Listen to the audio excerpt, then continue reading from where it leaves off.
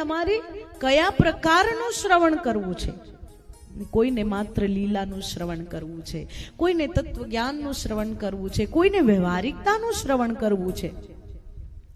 એ દરેક પ્રકારના સત્સંગનું શ્રવણ ખૂબ સુલભ બની ગયું છે આપણા માટે. એટલે ભાગ્યશાળી છીએ આપણે. અને એટલા માટે પ્રશ્ન જગાડો, મનમાં પ્રશ્ન ઉઠવો જોઈએ. મનમાં હું કોણ છું એ પ્રશ્ન તો પહેલા ઉઠવો જોઈએ. હું કોણ? આપણે કોણ છીએ? અરીસામાં ઊભા રહીને પોતાને પૂછવું કે હું કોણ છું? આજે દેખાવ છું તે, કે જે સ્વભાવ છે તે, જે વિચારો છે તે, કે જે કલ્પનામાં છે તે? આપણી અંદર જ આપણે વિભિન્ન પ્રકારે છીએ.